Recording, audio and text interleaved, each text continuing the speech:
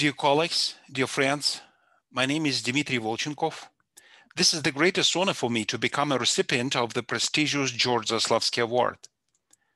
I'm very proud to join the corps of awardees, including Thomas Solomon, Raul Nigmatulin, Sergei Prantz, Mark Edelman, and Xavier Leoncini. George Zaslavsky was a Soviet and American mathematical physicist and one of the founders of the physics of dynamical chaos. I met him several times in 1998, 2003, and 2006 during his long visits to the Centre de Physique Théorique à Marseille in France. He was one of the key persons in the theory of dynamical chaos, but also made important contributions to a variety of other subjects. I admire him not only for his open-mindedness and profound scientific achievements, but also for his active social position in the 1960s, when he was signing letters in defense of many Soviet dissidents. He influenced me very much. My talk entitled How Structure Creates Force is devoted to statistical ensembles of ergodic works in finite undirected graphs, relevant entropic variables, and navigability. Let me start with a bit of philosophy. The probability we assign to an event depends on whether we count it as one of many, consider it all at once or not. In other words, an estimated likelihood of events hinges on their assumed membership in an ensemble described by some probability distribution. The famous two-child paradox by Gardner serves a good example for this point. Mr. Smith has two children. At least one of them is a boy. What is the probability that both children are boys? On the one hand, as the probability of getting a boy equals 1/2 uniformly and unconditionally for all families. Using Bayes' theorem, we obtain that the probability of having at least one boy in a two-kid family will be the same as just having one boy. Namely, the conditional probability of having two boys is, if there is already one in the family, equals the conditional probability of having a boy in the family of two boys, that equals obviously 1, times the probability of having two boys independently divided by 1/2, the probability of having a boy. On the other hand, a boy is, as having a boy in an ensemble of two-child families with at least one boy obviously comprises 3 possible events: boy and boy, girl and boy, and boy and girl. The probability of getting a boy in a family of 2 equals 3/4, and therefore Bayes' theorem now tells us that the probability to get another boy is 1/3. The ensemble interpretation, in which each admissible event in a family of 2 with a boy appears equally probable, is preferable in the context of ergodic hypothesis blind to family history. Namely, in the context of two-child paradox, there is no way in probability theory to discern if the gender composition in such a family stays put, or children change their sex, exploring possible gender identities during an infinite lifetime, provided at least one of them stays a boy. The ergodic hypothesis helps us to avoid this awkward question by equating the ensemble and time averages while replacing a dynamic description of identity changes by the probabilistic description within the ensemble over a very long time. Switching temporal and ensemble perspectives under the spell of ergodic hypothesis is assumed in thermodynamics, equilibrium statistical mechanics, and the theory of dynamical systems. Nowadays, all major events related to probability theory and statistics happens in the field of financial mathematics, and the stock market guru and an author of many bestsellers, Nassim Taleb, put it straight: there is no probability without ergodicity. If you try to apply probabilities not in an ensemble perspective, your results might be erroneous. Oli Peters, an economist and co-author of Murray and Gell-Mann, who died in May 2019, now works on a non-ergodic version of probability theory, so to say. The concepts of ensembles and ergodicity have a long history. Boltzmann introduced a monode, a family of possible stationary probability distributions over a single cyclic trajectory of a system on an energy surface in the phase space, as early as in 1844. According to Boltzmann's hypothesis, the time spent by a system in some region of the phase space is proportional to the volume of this region, so that all accessible microstates are equiprobable over a long period of time. Originally, it was an idea of Isaac Newton. He proposed the use of center of masses method to simulate the behavior of solids, liquids, and gases. All masses should be concentrated at a single point, the center of masses. It took then 1.5 centuries until this program has been realized by Ludwig Boltzmann in his thermodynamics in the concept of monode. The next step had been done by Hermann von Helmholtz in 1895 when he introduced his Gesamtheit, a statistical ensemble. Finally, in 1902, Josiah Willard Gibbs coined the concept into the English-speaking world. For Helmholtz, his Gesamtheit was only a hypothesis, a point of view, one among many. But for Gibbs, a statistical ensemble is already a law of nature. In my talk, I want to review three major statistical ensembles, microcanonical, canonical, and grand canonical, and show you that the ergodic probabilistic mindset might be applied not only to particles of ideal gases, but also for some quite abstract mathematical objects like graphs. Let me remind you that each statistical ensemble is characterized by some set of conserved quantities. The microcanonical ensemble assumes that conserved number of particles, volume, and energy. The system is assumed to be isolated. The canonical ensemble means that the number of particles, volume, and temperature, the distribution of kinetic energy over particles are conserved. In the grand canonical ensemble, volume, temperature, the distribution of kinetic energy over particles, and chemical potential, the intensive free energy per particle, are conserved. The number of particles might change, and the system is viewed as open. We will discuss walks on finite connected and directed graphs. First, graphs are ubiquitous as data models, for example, a city map. Meaningful graphs and relevant data sets are always finite and even relatively small. There are only 96 canals in the city of Venice. They are not random. There are just about 10,000 nodes of movement in a spatial graph of a city of Lubbock where I live. The thermodynamic limit in our approach goes along the length of walks. This is an obvious idea. Any finite graph provides enough room for infinite walks. There is an opposite approach known as complex network theory, the Barabasi-Albert preferential attachment, scale-free graphs, and related phenomena. They exploit another thermodynamic limit in the number of graph nodes. Their graphs are infinitely large and therefore presumably random. With probability 1, an infinitely large scale-free graph is 3. Lack of auxiliary connections and feedbacks. Real-world graphs are not random at all, and they have a lot of loops and cycles, critically important for their functionality. The microcanonical ensemble of walks is defined by assigning equal probability to every path of length n in the graph. In the d-dimensional lattice, the number of available paths grows exponentially with n, and we readily transform it to the standard statistical mechanic notation. The Helmholtz free energy equals n times d. Temperature and the Boltzmann constant is the inverse natural log of 2. As free energy is the Legendre transformation of the internal energy, with temperature as an independent variable, it follows that all walks in the microcanonical ensemble uniformly have zero energy. The same results follow for k-regular graphs as well.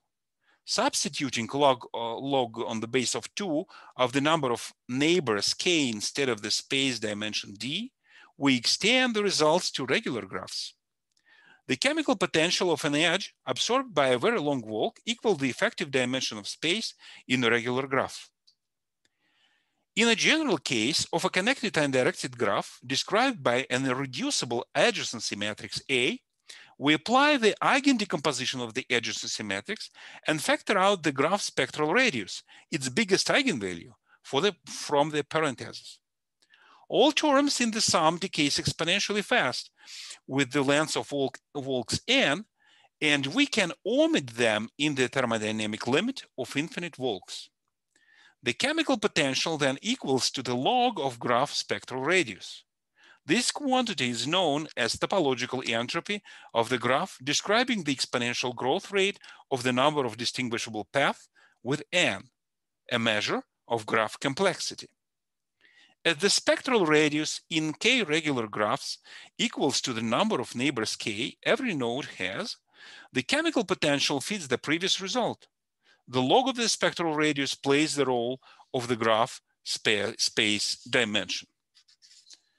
Let's talk a bit about applications of the microcanonical ensembles.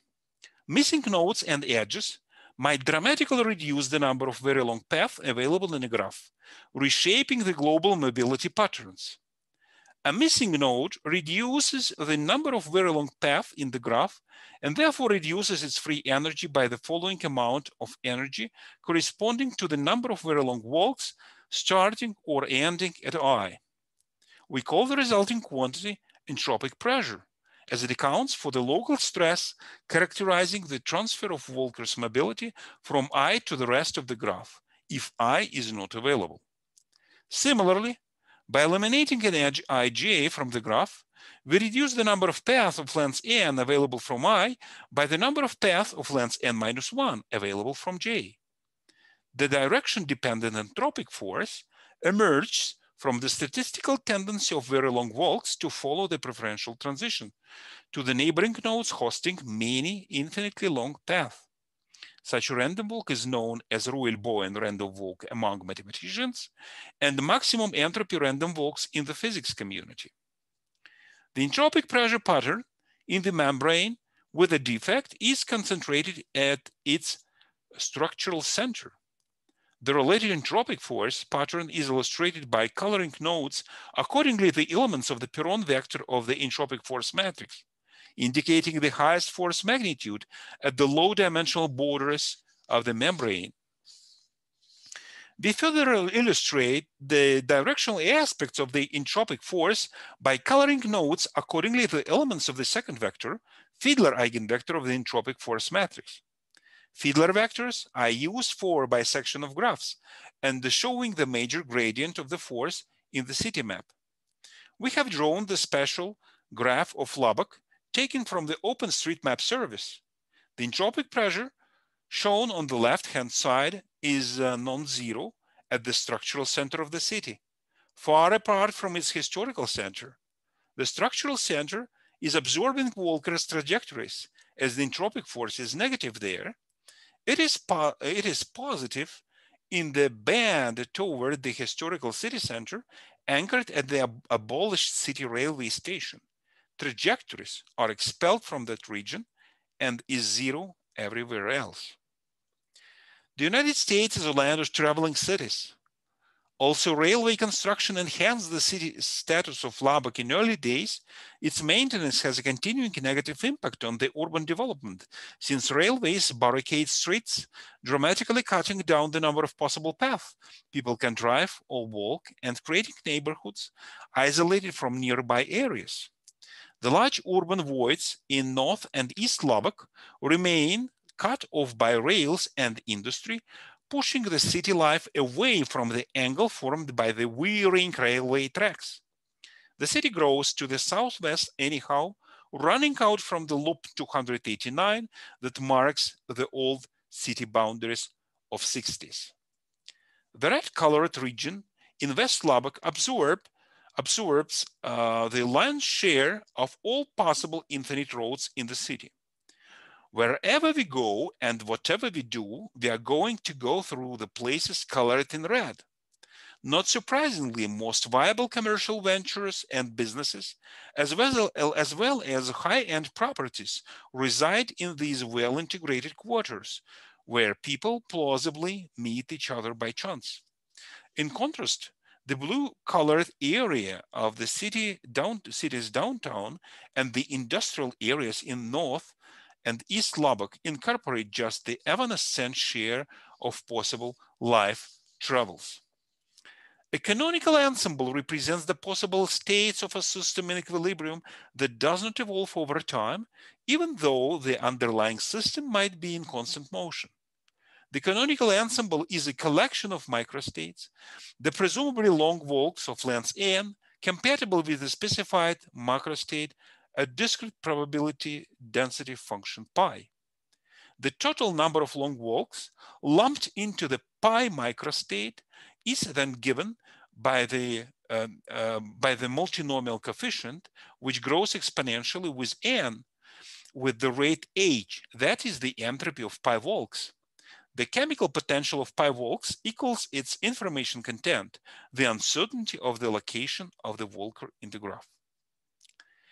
A family of intrinsic random walks constitutes an example of canonical ensemble of walks in the graph. Let's introduce the nth order degree of the vertex I as the number of walks of length n available from I. The nth order degree evolves under the action of the adjacency matrix A. For each n, there is a transition row stochastic matrix in which all paths of length n are taken with equal probabilities. The first order walks are isotropic, usual random walks, in which all nearest neighbors are chosen equiprobably. The infinite series of such the intrinsic random walks converges to the Reuel-Bowen transition operator, in which all infinite walks anchored at a node are chosen equiprobably. Isotropic, usual random walks, in which all nearest neighbors are chosen equiprobably, uniformly covers all nodes of the membrane. In contrast to it, the Reuel-Bowen random walks are confined in the structural focus, the most central and integrated part of the network.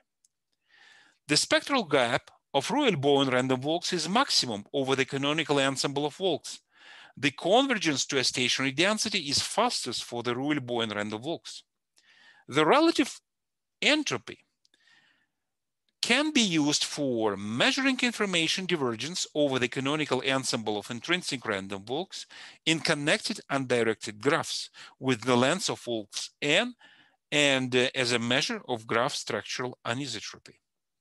The graph space dimension tensor may be used for assessing the degree of directional anisotropy in transitions when all paths of length n available from the node I are chosen with equal probability.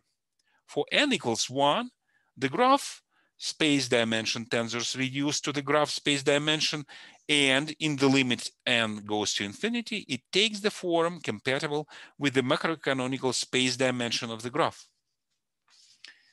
The problem of effective navigation in graphs and networks can be considered with respect to a canonical ensemble of walks, as an effective location prediction requires a density of locations be known. Frequently visited sites are predicted more efficiently than little frequented, especially in the long run. Bayes' theorem describes the probability of navigator's present location x based on prior knowledge of her previous location n steps before, the density of n step precursors for the location x induced by the density of walks pi. The expected amount of information about visiting the location x at present is therefore scattered over the entire graph in the past and can be assessed by observing all possible n-step precursors x negative n. The amount of predictable information is bounded by the information content of the pi walk defined on the graph. However, the actual amount of predictable, navigable, so to say, information about present navigator's location may be much less than the amount of information revealed at every step of the canonical walk. Graphs may have disparate degrees of navigability by different walks. The information function can be represented as a sum of the predictable and unpredictable information components. The predictable part P assesses the amount of apparent uncertainty about navigator's location that can be resolved by some navigation strategy compatible with the pi walks. And U estimates the amount of true uncertainty about navigator's location that cannot be inferred anyway. In what following, we attribute the predictable information component P to the navigability of the graph by the pi walk. Both information components should have the same form as the information function, with some partition functions phi and psi, such that the stationary distribution of random walks pi is nothing else but the product of phi and psi. We call the partition function phi the navigability to the node S in the graph by the pi walks. The information function I can be then decomposed into three components. First, the excess entropy, assessing the expected amount of information consisting in the whole infinite motion history of the walks. We can attribute it to the path integration navigation strategy. Second, the conditional mutual information between the present and future locations that depends only upon the immediate past location xt-1, but not on the entire historical sequence of locations visited by the navigator in the more distant past. We can attribute it to the Langmuir-based piloting navigation strategy. Finally, third, the remaining information component exists only now, being neither a consequence of the past nor having any repercussion for the future. It assesses the amount of true uncertainty about navigation location that cannot be resolved by any rational navigation strategy. For a random walk defined by a row stochastic transition matrix, the degree of navigability of the graph and the navigability to a node can be readily calculated. Navigability to graph nodes over canonical ensembles of walks depends upon the graph structure and the random walk chosen for exploration. On the left-hand side, we have colored the membrane nodes accordingly their navigability by usual isotropic random walks. The best navigation is pertinent to the border nodes and those at the membrane corners. On the right-hand side, we have shown the navigability of the same membrane by the Bowen random walks. These walks are confined to the central part of the membrane, and therefore, the best navigability is attained at the central point, simply because the random walker stays there most of the time. A grand canonical ensemble represents the possible states of an open system exchanging energy and particles in thermodynamic equilibrium with a heat bath. In ergodic walks, the grand canonical ensemble describes fluctuations of the number of distinguishable very long walks anchored at a node about the chemical potential of such walks calculated over the entire graph. The probability distribution for such fluctuations is the distribution of the Fermi-Dirac type. The distribution should be perfectly localized. It should be zero everywhere, expecting for some nodes where the system is open. The Fermi-Dirac is non-zero where the system is open, here where the city of Lubbock is under construction in the south suburbs. Our conclusion is as follows. The ergodic probabilistic mindset might be applied not only to particles of ideal gas, but also for some quite abstract mathematical objects, like graphs. Missing nodes and the edges might dramatically reduce the number of very long paths available in a graph, reshaping the global mobility patterns. We may formalize their effect as entropic pressure and force acting on Walker trajectories.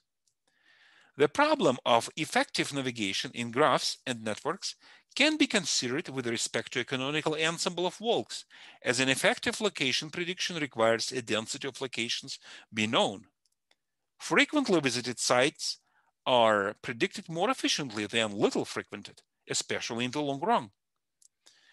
Fluctuations of the number of distinguishable very long volts anchored at a node about the chemical potential of the n volk is non-trivial where the system is open. The city is under construction. Thank you very much.